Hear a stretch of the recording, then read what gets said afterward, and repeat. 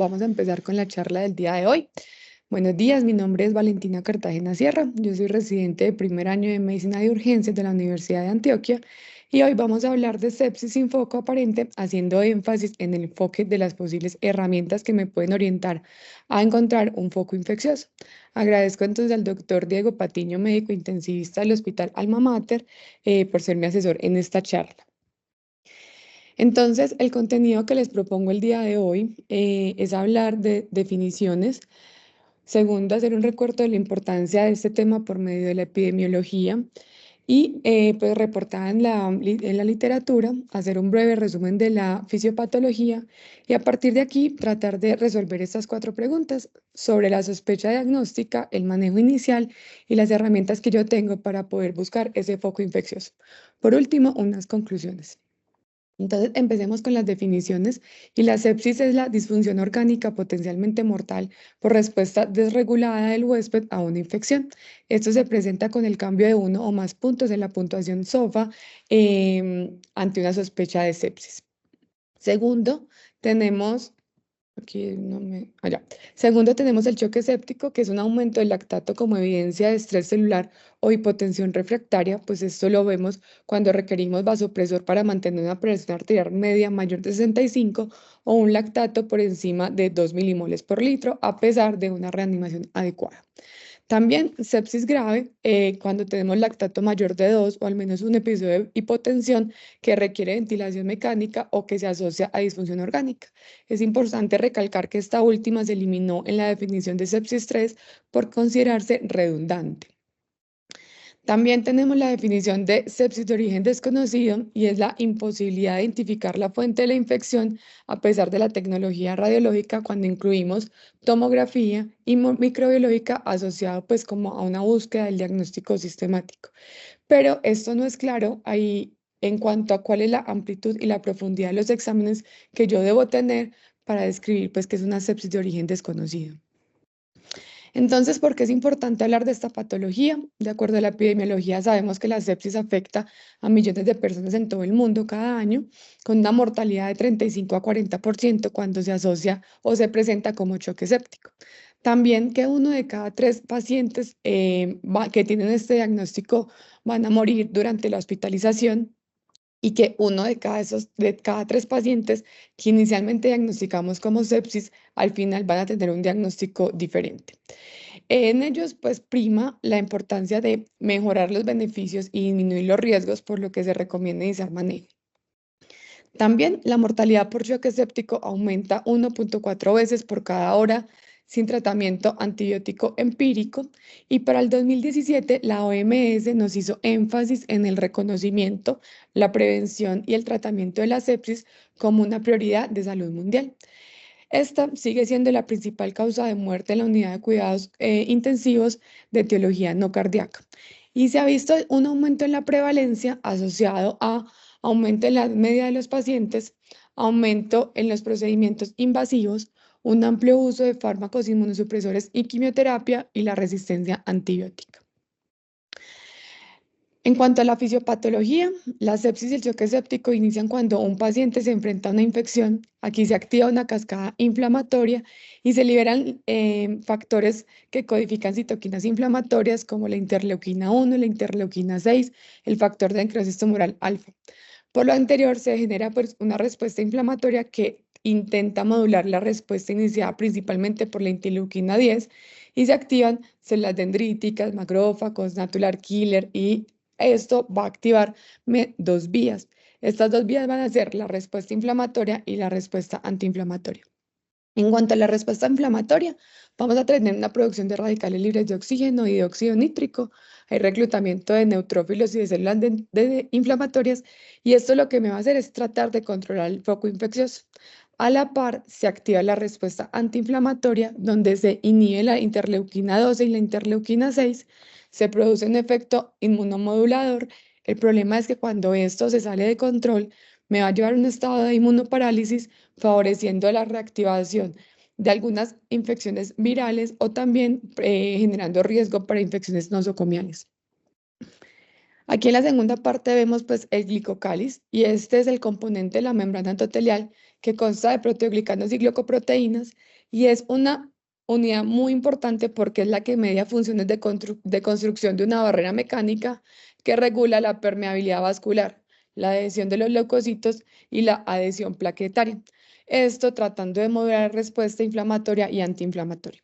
Es por esto que decimos que el endotelio es la unidad funcional fundamental en la fisiopatología de la sepsis debido a su papel de la regulación de la microcirculación y la modulación de los mecanismos de coagulación, haciendo que se controle el proceso inflamatorio y antiinflamatorio. Llegamos entonces a que la fisiopatología nos lleva a unos trastornos en la microcirculación, donde en condiciones normales el suministro de oxígeno a los tejidos es superior a lo que se requiere para el consumo de oxígeno, y que la parte de la macrocirculación, perdón, la respuesta inflamatoria desregulada en pacientes con choque séptico, se encuentra asociado a la permeabilidad vascular y la depresión del tono vascular, lo que lleva a vasodilatación venosa y arterial profunda, manifestándose clínicamente como una caída de la presión arterial con mayor compromiso diastólico. Esto nos va a llevar a unas alteraciones hemodinámicas, principalmente por el desequilibrio entre la demanda y el suministro de oxígeno. Perdón que no me está pasando las diapositivas. Listo. Entonces, aquí ya tenemos clara cuál es la definición de sepsis, la fisiopatología y la importancia clínica. Uno creería que el diagnóstico de sepsis es sencillo, pero revisando la bibliografía nos damos cuenta que definitivamente es un reto para los clínicos. Adicionalmente, que la detención y las intervenciones tempranas son claves para reducir la mortalidad, por lo que la primera pregunta que queremos resolver es si realmente estoy ante un diagnóstico de sepsis y cuáles son los elementos que nos pueden ayudar a sospechar este diagnóstico. Entonces partimos de la clínica, perdón, donde la liberación de los múltiples mediadores inflamatorios que ya vimos puede llevar a una falla del sistema pues, que sea multiorgánica. Entonces podemos encontrar características clínicas en la parte cardiovascular con vasodilatación asociada a hipotensión, en la parte pulmonar con aumento de la permeabilidad del endotelio alveolar y capilar, lo que puede llevarse a edema pulmonar. Incluso se ha reportado que 7% de los pacientes con sepsis pueden hacer SDRA. A nivel renal, podemos tener una lesión renal aguda por cambios hemodinámicos y disfunción del endotelio. Los factores de riesgos para esto van a ser la edad avanzada, la enfermedad renal crónica y la enfermedad cardiovascular. Y en la parte hematológica podemos tener anemia, leucocitosis, neutropenia, trombocitopenia y CID. Segundo, entonces llegamos a las herramientas para la detención.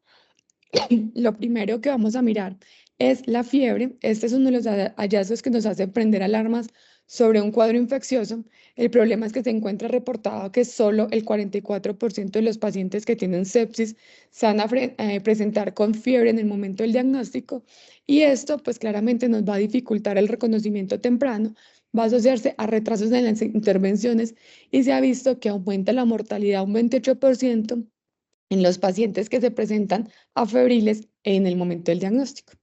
Segundo, los signos de infección, y es que estos pueden que no sean claros, puede que como esta charla lo indica tengan unos focos ocultos y que para todos no sean evidentes, por lo cual esta no puede ser como nuestro ítem específico para el diagnóstico.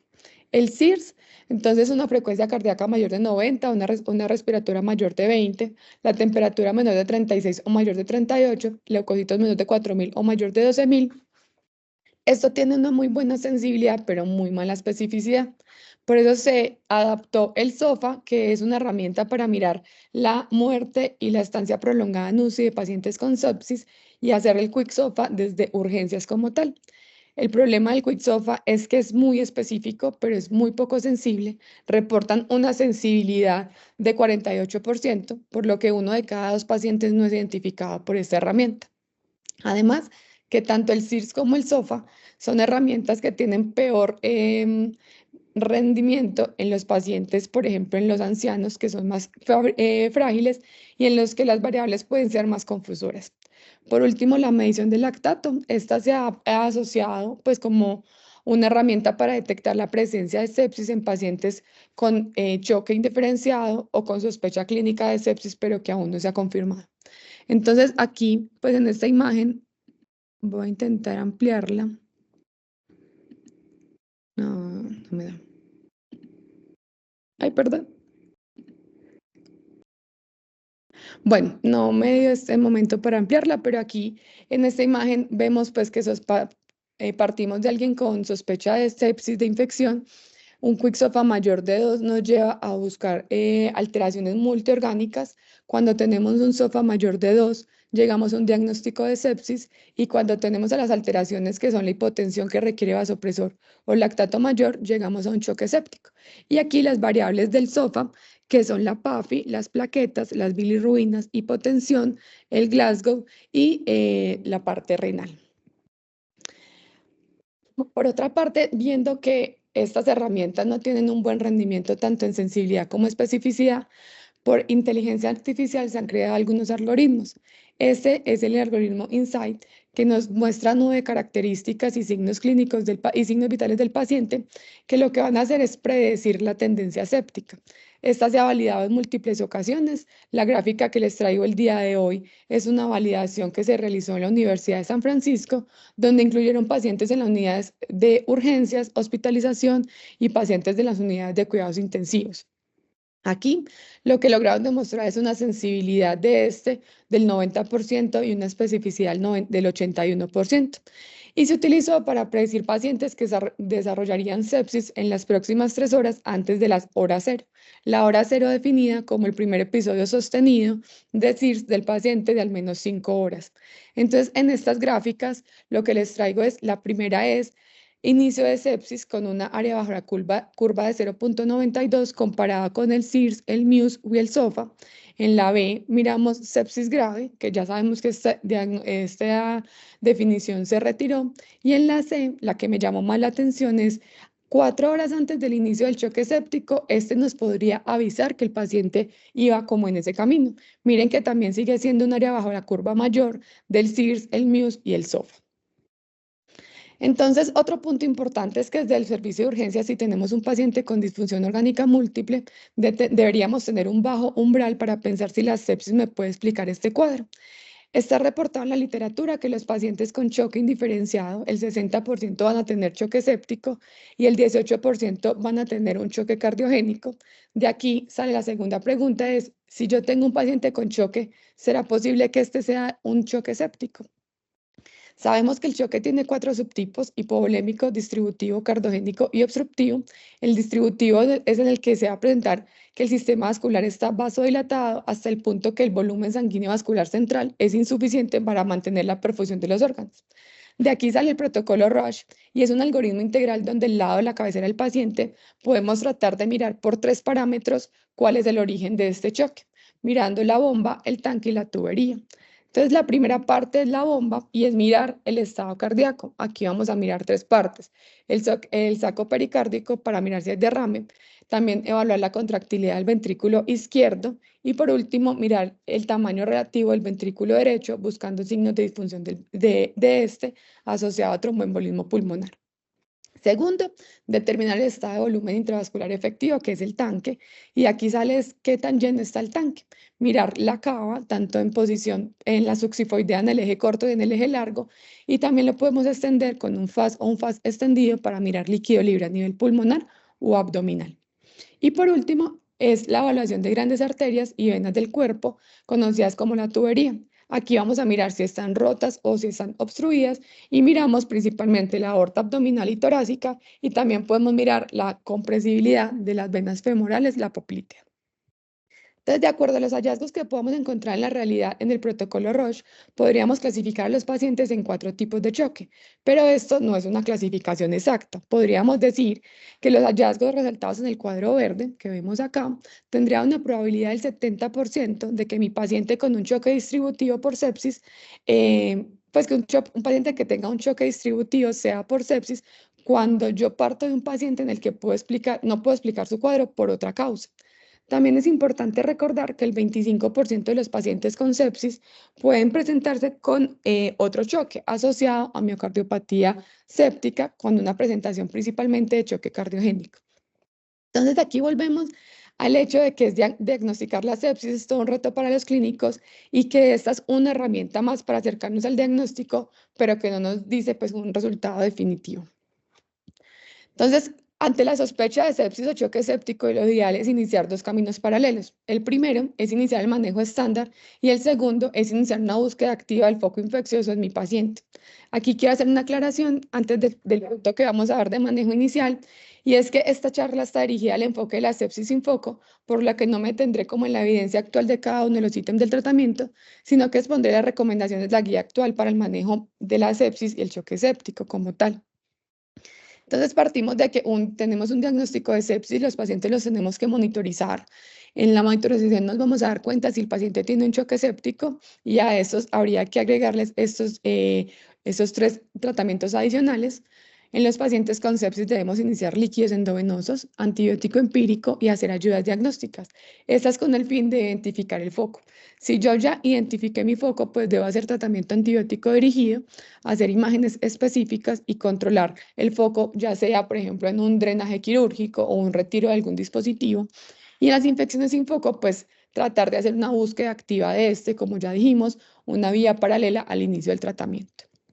Entonces, los líquidos endovenosos, la guía actual nos recomienda dar una carga de fluidos de 30 mililitros por kilogramo. El objetivo es aumentar el gasto cardíaco y mejorar la oxigenación de los tejidos. Importante que esto, pues, es la recomendación que se encuentra en todas las guías, pero sabemos con el paso de los años que no todos los pacientes van a requerir este bolo. Para unos va a ser mucho, para otros va a ser muy poquito. Pero lo importante es que tengamos en nuestra cabeza que ante la sospecha de sepsis debemos iniciar líquidos endovenosos. También antibióticos, y aquí les traigo, siempre pensamos que se deben iniciar en la primera hora. Este es un tratamiento, pues como que hace parte, junto con los antibióticos, la piedra angular del manejo de los pacientes con sepsis. Se deben tomar, empezar los antibióticos siempre y cuando no, pues en la primera hora, siempre y cuando eso no me retrase.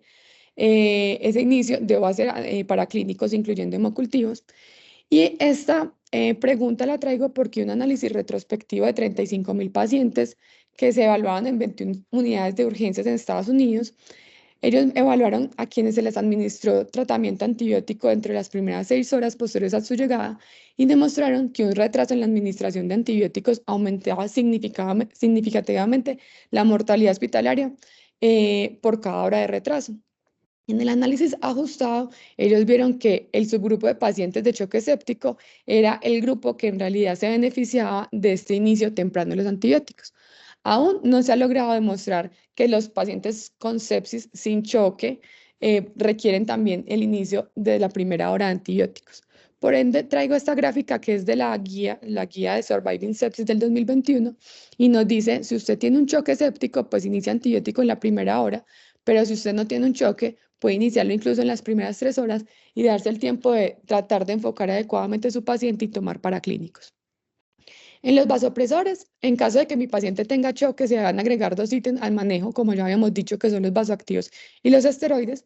La noradrenalina se recomienda como agente vasoactivo de primera línea por la acción vasoconstrictora por medio de la estimulación de los receptores adrenérgicos alfa 1, y ellos tienen poca influencia en la frecuencia cardíaca. Este estudio, realizado en Valle de Lili entre el 2015 y el 2017, fue publicado en Clinical Care del 2020. Es un estudio prospectivo donde ellos evaluaban los desenlaces de 337 pacientes en los que administraban vasopresores en las primeras 6 horas, diciendo que inicio temprano eran los que se administran en la primera hora.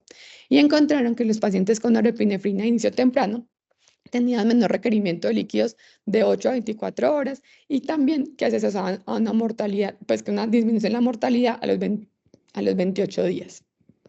En cuanto a los esteroides, la recomendación de la guía es usar corticosteroides tipo hidrocortisona intravenosa 200 miligramos día, administrada 50 miligramos por vía intravenosa cada 6 horas o como infusión continua, y que ellos recomiendan iniciarla cuando la norepinefrina o epinefrina lleva más de 0.25 microgramos kilogramo minuto, al menos 4 horas después del inicio.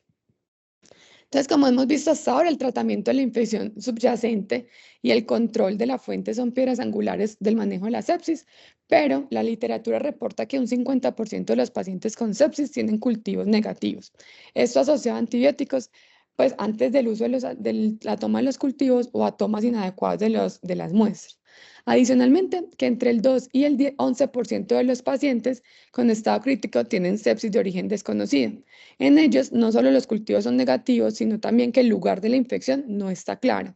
Y por otra parte, reportan que solo el 74% de los pacientes con choque séptico tienen una fuente identificada en las primeras 24 horas cuando ingresan a la UCI y que 7% adicional van a ser identificados pasado el primer día de hospitalización en la unidad.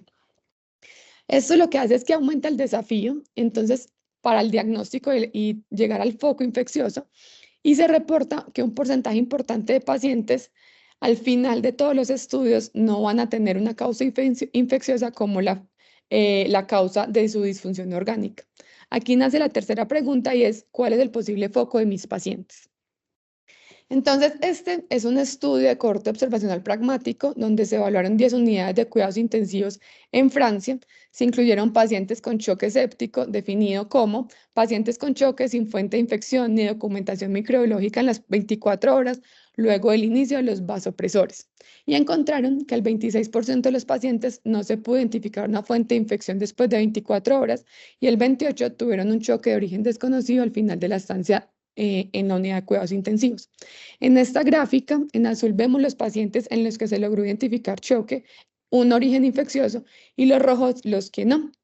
Y vemos que la mortalidad, tanto en UCI como a los 60 días, fue un poco más alta, en realidad un poco porque es muy similar, para los pacientes en los que no se logró identificar el foco.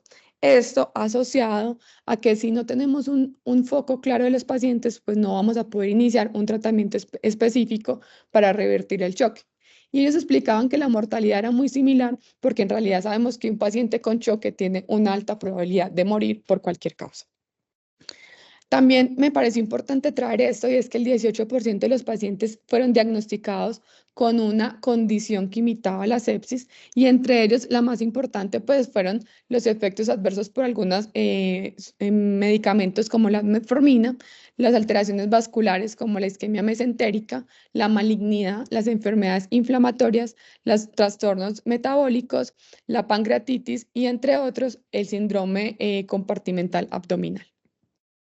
Entonces, otro estudio me mostró, pues, como, venga, si usted está buscando su foco infeccioso, vuelva a hacer estas 4 cosas las veces que sean necesarias para poder enfocar a su paciente.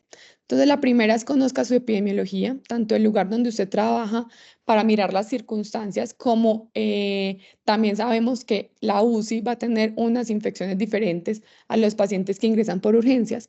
Segundo es consulte la historia clínica y los antecedentes de su paciente patológicos, quirúrgicos, que vayan a señalar como un foco adicional. Mire factores de riesgo como abuso de sustancias, diabetes, cirugías recientes o si tiene algún dispositivo, una prótesis o un dispositivo intravascular. Tercero, haga algunas imágenes. Entonces aquí nos recomiendan pues la radiografía de tórax o la tomografía o incluso el PET-CT. Y por último, haga un examen físico que sea pues meticuloso de pies a cabeza. Y aquí agregan la ecografía como una extensión a este examen físico que podemos realizar en urgencias. Entonces, en cuanto a la etiología, nos reportan que los gram negativos son el 62% de los pacientes, el estafilococo aureus, las pseudomonas y la E. coli. Esta gráfica que traigo adelante, pues cambió en muchos artículos que miré, pero estas son las patologías que más se asocian a sepsis, que son pulmonar, abdominal, tracto urinario y bacteremia. Lo otro es realice, pues como enfocando en su epidemiología, qué estudios tiene que hacer, entonces realice hemocultivos, mínimos cultivos de sangre periférica, también cultivos de esputo, de orina, mirar si se requiere estudiar los dispositivos, haga punción lumbar si su paciente tiene algún síntoma neurológico. En cuanto a pruebas especiales, antígeno urinario de Streptococcus pneumoniae y Legionella, perdón que aquí está mal escrito, y la biopsia de piel para descartar también embolia séptica. Y como sabemos que estamos en Colombia, que es un país que es del trópico y que es endémico para múltiples enfermedades febriles agudas, traje este cuadro que reportaba en la revista Infecto del 2015 y nos expone un enfoque sindromático de las enfermedades infecciosas que pueden presentarse como síndrome febril agudo. Y aquí partimos del diagnóstico de malaria, descartarlo, y ahí hacer un diagnóstico en un enfoque sindromático si el paciente se presenta con exantema, con hemorragia, con compromiso más respiratorio, con ictericia, con adenopatías o si sigue siendo inespecífico. tener en cuenta que la epidemiología se debe centrar en donde yo estoy trabajando y donde vive mi paciente. Segundo, las imágenes entonces nos reportan que el ataque corporal total puede ser una herramienta. Este estudio, que es retrospectivo de 196 tomografías corporales totales en pacientes que fueron diagnosticados con sepsis, pero que no tenían un foco claro, esto se hizo con pacientes de sala general. Entonces definieron que la tomografía era rápida y eficiente y que la tomografía corporal total hacía énfasis a una tomografía de tórax, abdomen y pelvis, y que nos podría ayudar a tomar decisiones rápidamente.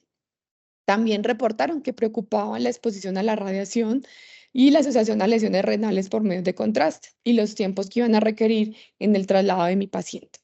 Entonces aquí la TAC predijo correctamente la fuente de infección final en el 76.5% de los pacientes, con una sensibilidad del 79.4% y una especificidad del 61.8%. Es importante recordar que esta imagen tiene mejor rendimiento en los pacientes inmunosuprimidos, en quienes la presentación clínica es totalmente diferente. En cuanto al PET-CT, esta es una imagen clave para pacientes críticamente enfermos con sospecho de sepsis de origen desconocido. Aquí pues va a determinar qué se va a marcar. Han demostrado que la marcación de glóbulos blancos tiene una sensibilidad del 95% y una especificidad del 92% para identificar el sitio de la infección en pacientes traumatizados y quirúrgicos de UCI. También ha tenido rendimiento para las infecciones osteoarticulares, las prótesis y injertos vasculares. Entonces, este estudio que les traigo es un estudio piloto prospectivo, se realizó en el 2014 y lo que hicieron fue que evaluaron tomografía por emisión de positrones con F-fluorodexoxiglucosa, que combinada con angiografía por tomografía del cuerpo entero de los pacientes en sepsis grave, en quienes no se había podido determinar el diagnóstico y hospitalizados en la UCI, querían mirar cuál era el sitio de infección. Ellos lo que hicieron fue que estimulaban los macrófagos y los neutrófilos para sobreexpresar el receptor de transportador de glucosa 1 por medio de la absorción de fluorodexoxiglucosa, que ellos saben que cuando se absorbe esto, pues marcan lugares de inflamación y de infección.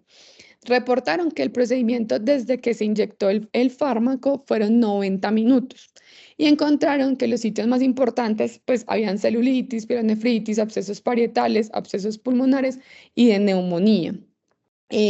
Cambiaron el manejo específicamente en 71% de los pacientes, lo cual es una ayuda muy grande. Entonces aquí vemos que la imagen que tenemos acá, una neumonía de compromiso de ambos lóbulos. En esta imagen vemos una celulitis cervical, pues que no estaba sospechada en los pacientes. Entonces esta puede ser una imagen adicional al estudio, es una imagen que se realiza más en la parte pues como final, y hay que tener en cuenta los tiempos que requieren para sacar al paciente de la unidad de cuidados intensivos y si esto no supera los riesgos que los beneficios.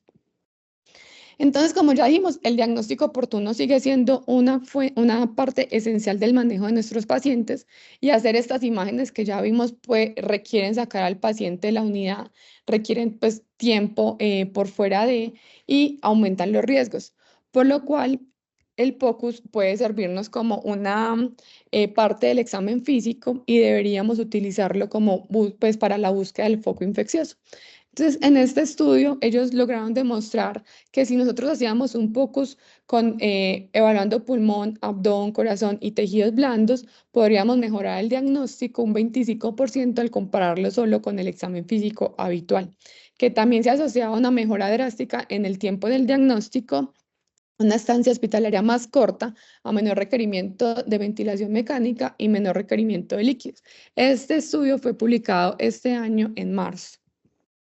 Entonces partimos del foco pulmonar. La ecografía pulmonar es una modalidad diagnóstica con alto rendimiento para sepsis y choque séptico.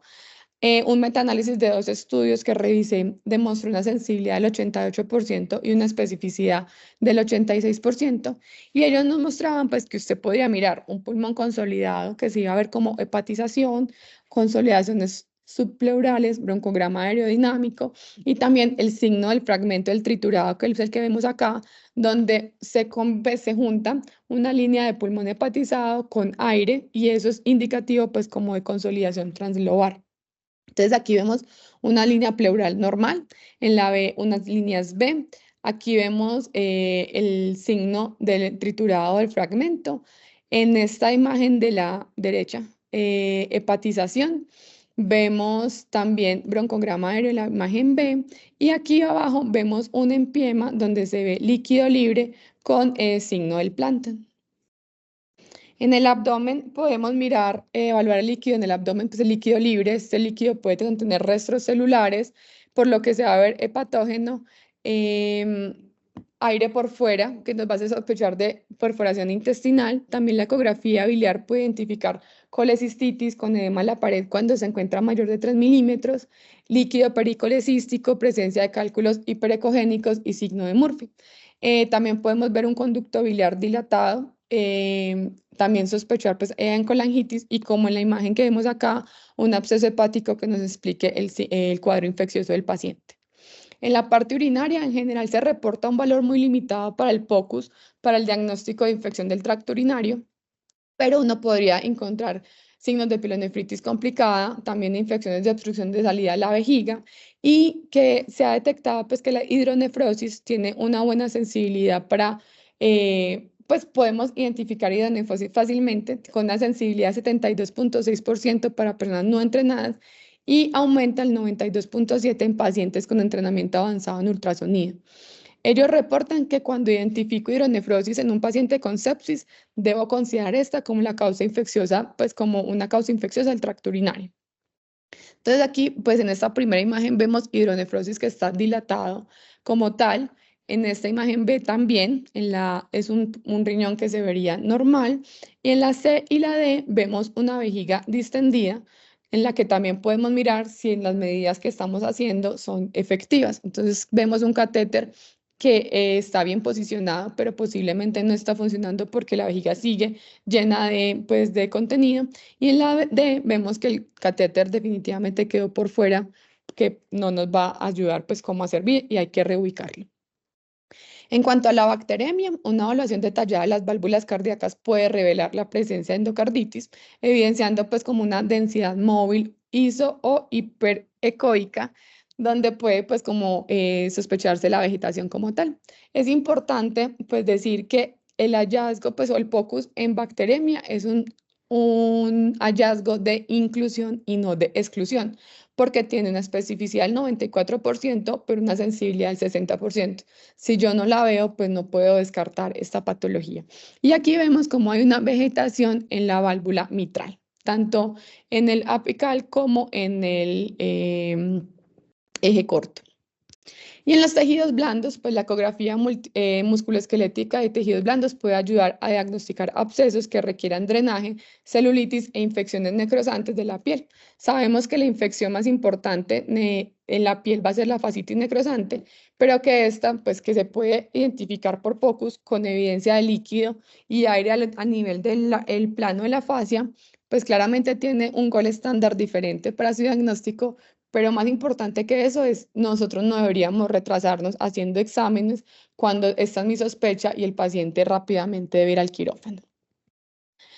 Entonces, este análisis retrospectivo de más de 8.000 pacientes encontraron 8,5 de los pacientes cumplían con criterio de sepsis, pero al final no tenían un cuadro infeccioso.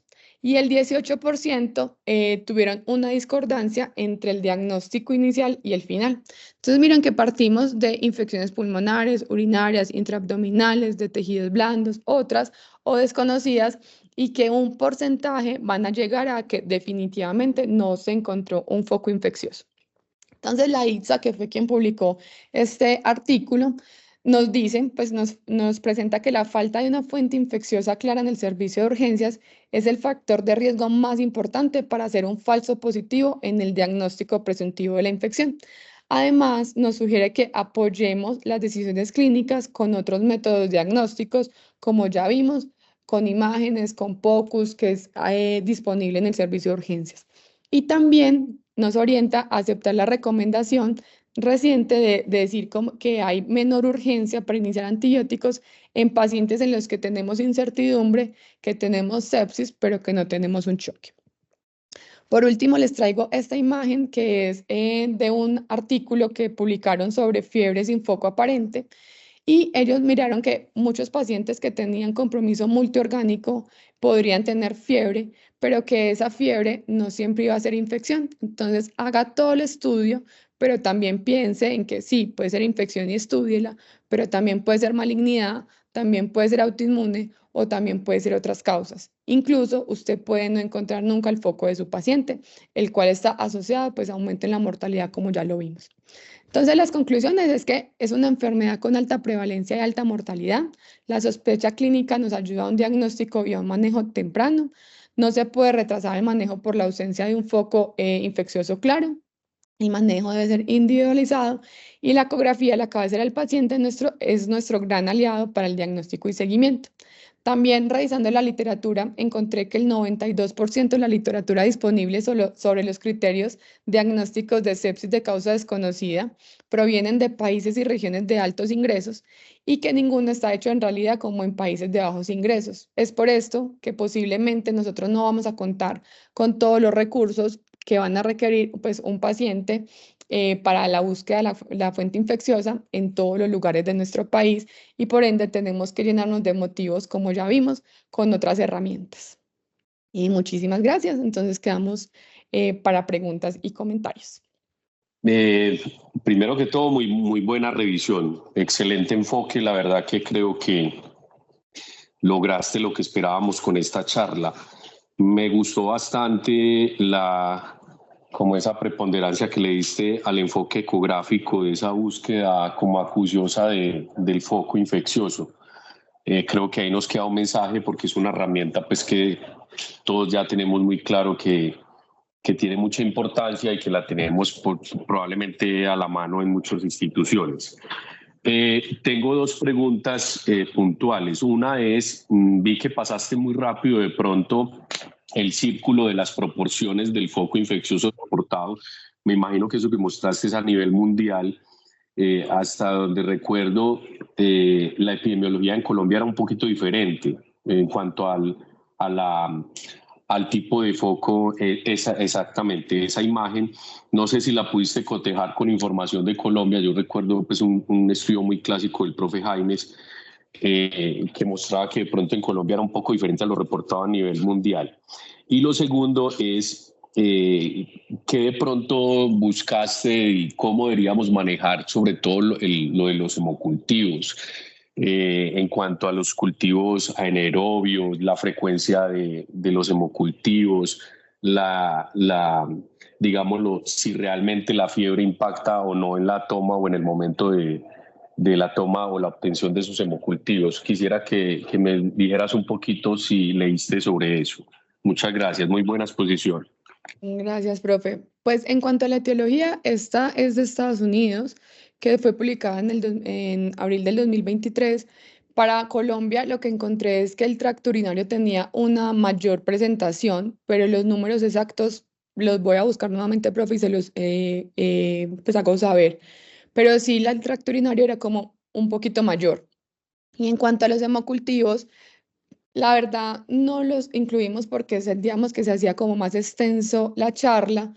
Vimos que claramente aumenta la sensibilidad y especificidad con mayor volumen, aparte pues, de 60 mililitros, para poder encontrar el microorganismo.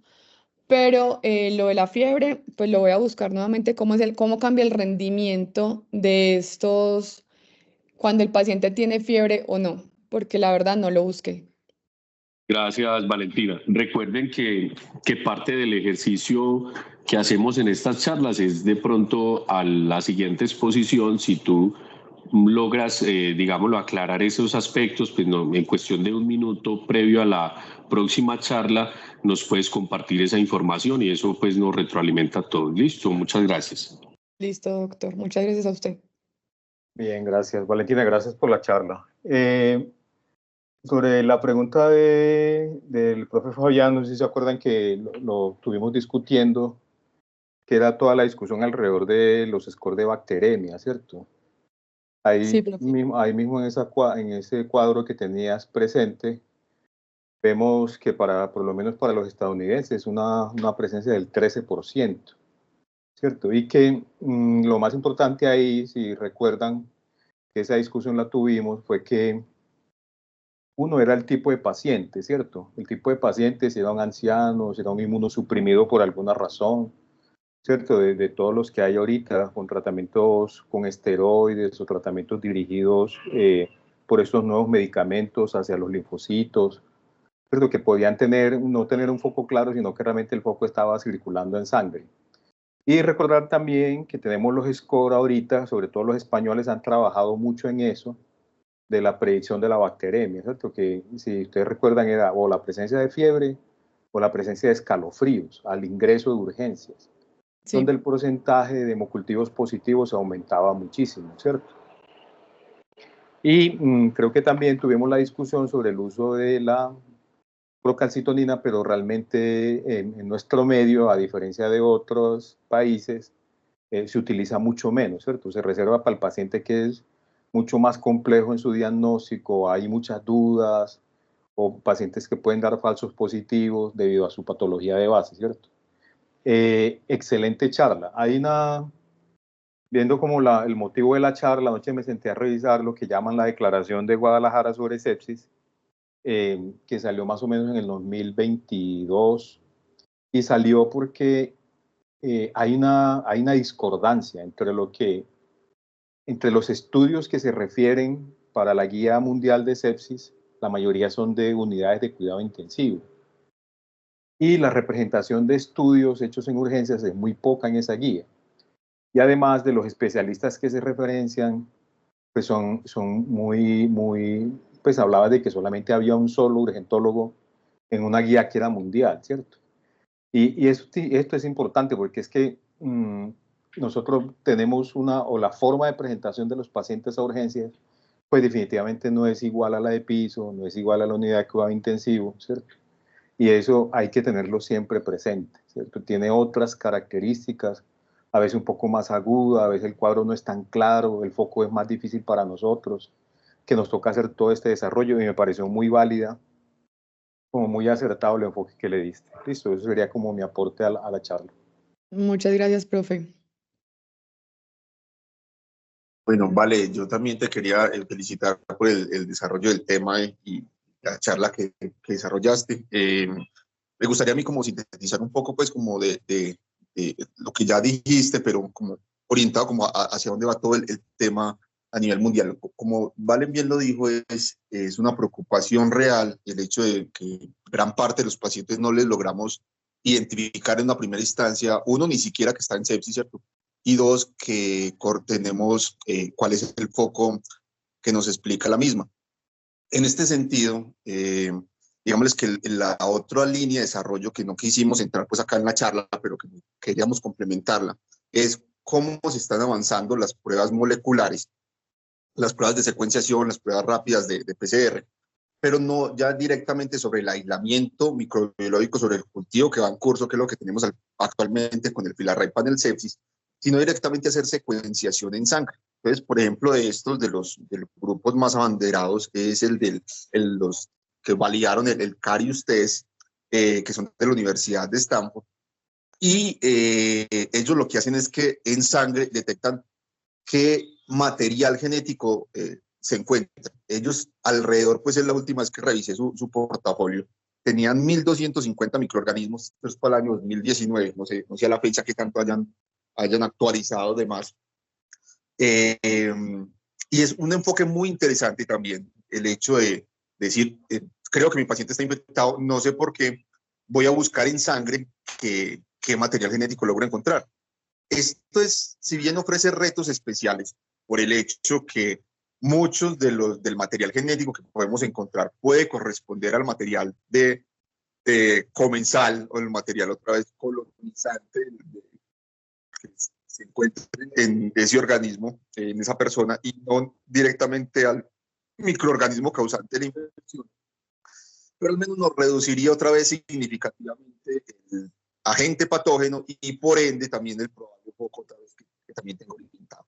Entonces, a la fecha, digámosle que lo que se está trabajando, porque insisto, la preocupación es real, uno siempre piensa otra vez que este escenario es infrecuente, pero como lo dijo Valen, y como lo mencionaron los profes anteriormente, incluso en pacientes que son frecuentes en nuestro servicio de urgencias, en los cuales el foco puede ser que sí se haya manifestado, pero por la dificultad de interrogar al paciente, porque sea polifarmaco dependiente, porque el paciente esté con una situación neurológica, otra vez que limite pues como su expresión oral, por condiciones sociales, por presencia de mil factores, otra vez no va a ser fácil el interrogatorio y mucho menos pues aclarar otra vez el cuadro clínico.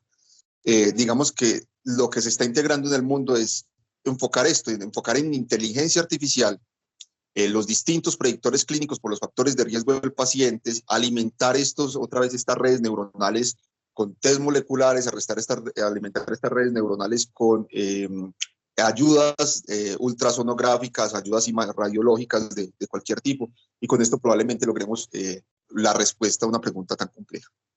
De nuevo, felicitaciones, Val.